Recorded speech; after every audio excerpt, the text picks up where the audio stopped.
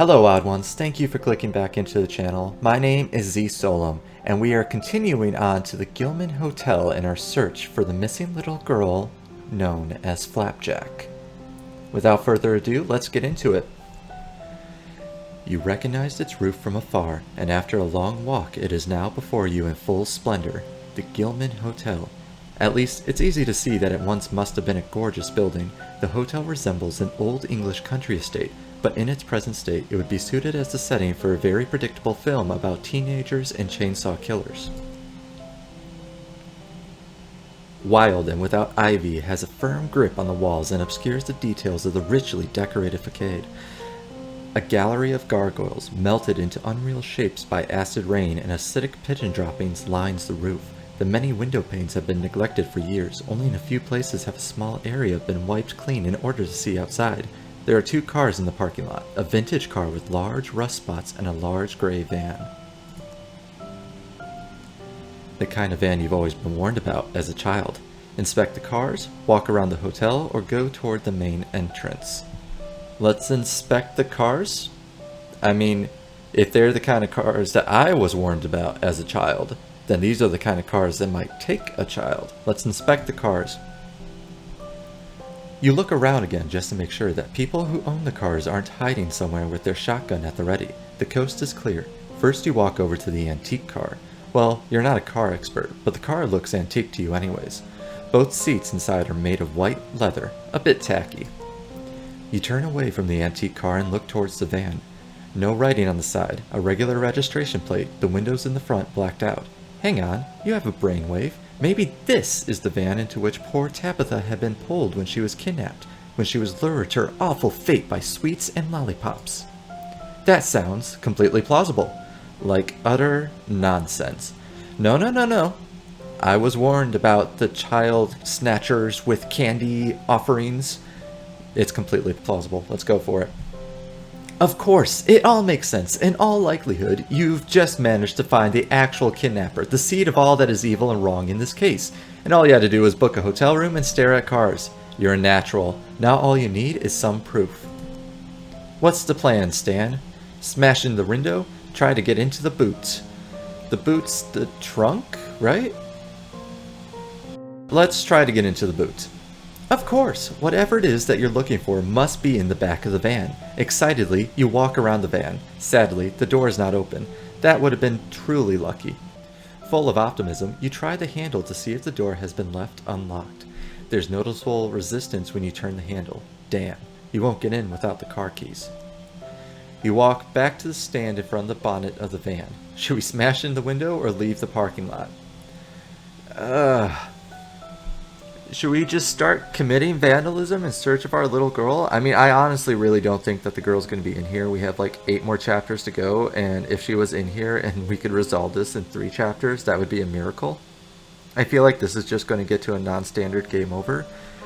Let's see what happens. Let's smash in the window. A brilliant idea. Your brain is running at full speed, while complimenting itself for its ingenuity. A good day indeed. What's the best way of smashing in the window? With a rock! With your elbow like they do in the movies. Now come on, we're not that ludicrous. With a rock.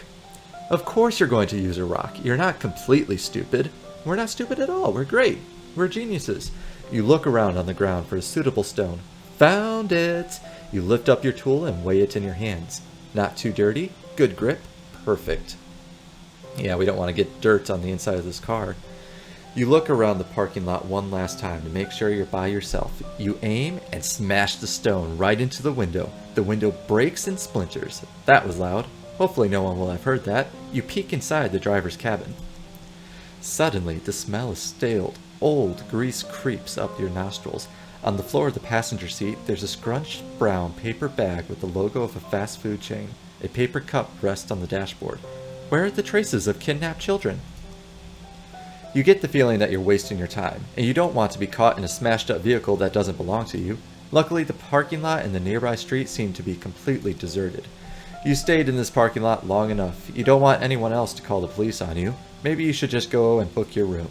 You really hope the inside of the hotel has been looked after a little better than the outside, but you're quickly disabused of that notion. The massive wooden door is difficult to open. Shouldn't the staff be doing this anyway? With a loud, creaking sound from the hinges and an exhausted puffing and panting on your part, you manage to open the door and enter the lobby of the Gilman Hotel.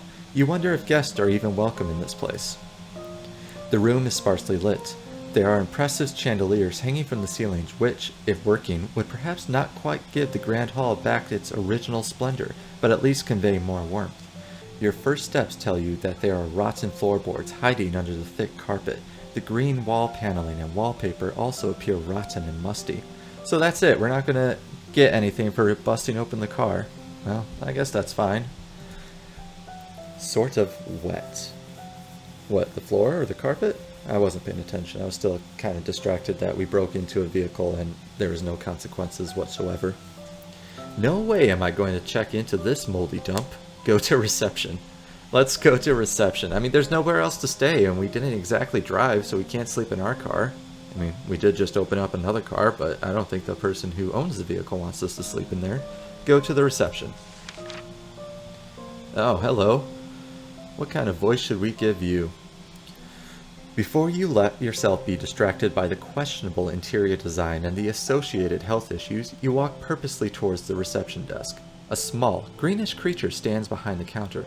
The loudly humming ceiling lamp above harshly illuminates his silhouette and gives his face hard edges.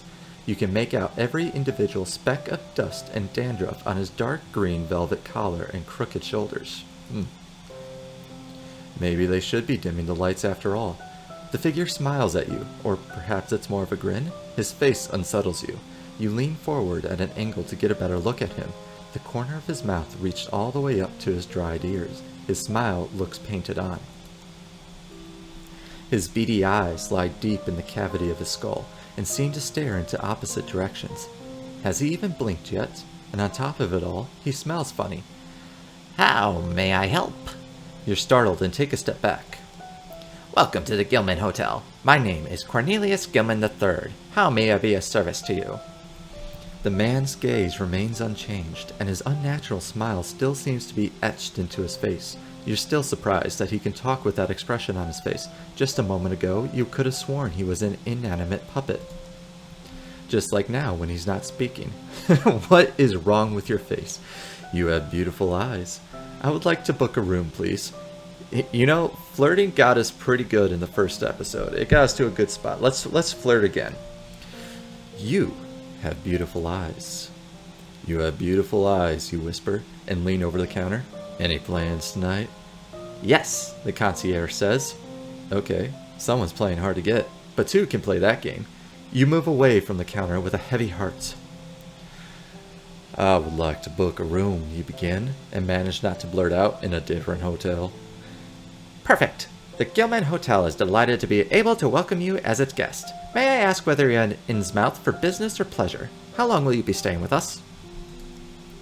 Would you prefer a view towards the beach or the skyline of our exciting town? When would you like to be woken up? Do you sleep deeply? Are you traveling alone? Do you have a family? Who knows that you're here? Can I interest you in our spa, fitness, and wellness activities? Would you like to subscribe to our newsletter? How long can you hold your breath? How long can you hold your breath? Funny story. I've been able to breathe on the water since I was a child. Answer all the questions.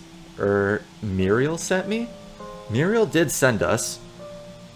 I don't want to answer all those questions. That's a lot of questions. And I don't know if I really want to lie to this place about being able to breathe underwater. I'm getting a suspicion that these creatures aren't exactly human. This guy definitely does not look human. Let's just tell him that Muriel sent us. I mean, she did send us.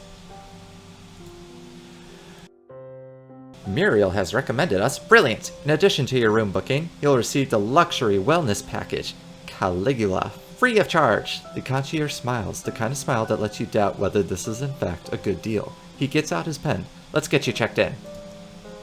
You tick the box next to business, pleasure, wink wink, none of the options, and write in none of your business. Kind of want to go with the last one, but let's keep flirting with this guy. Maybe he won't eat us in a sleep if we flirt with him enough. Pleasure, wink wink. How long will you be staying with us? For about a week. That would stick to with our original story. Not sure. I'll be able to make it through more than one night. As long as it takes. As long as it takes to get you. Wink wink. Favorite view? View of the beach? You write in view of your room. Wink wink. View of the city? View of your room. Wink wink. Would you like to be woken up? Yes, at 6 a.m. sharp. I never sleep. No, damn it! 6 a.m. sharp. I never sleep. No, damn it. I honestly have no idea. Yes, at 6 a.m. sharp. Do you sleep deeply? Odd question. As deeply as my feelings for you. I never sleep. I can't be woken up that easily. As deeply as my feelings for you. Are you traveling by myself? I'm always by myself. Maybe tonight I won't be by myself. Wink wink. Do you have family? My family is none of your business. I wish to start a family. I have this goldfish called Al. Well, I wish to start a family. Wink wink.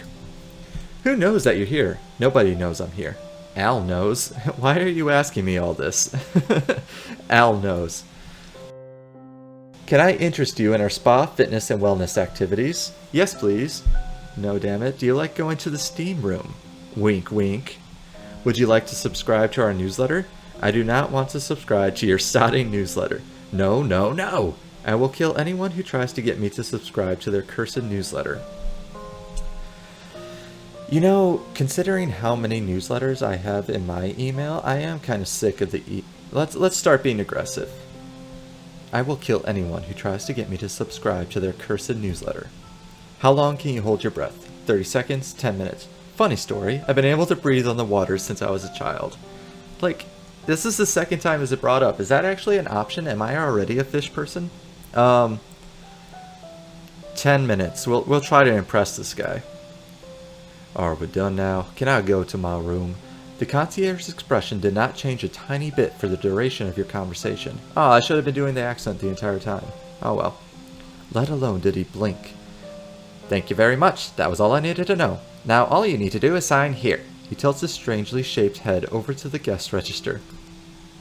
Impatiently, you sign with J Doe XXX Noob Slayer 555 XXX. Let's go with the middle one.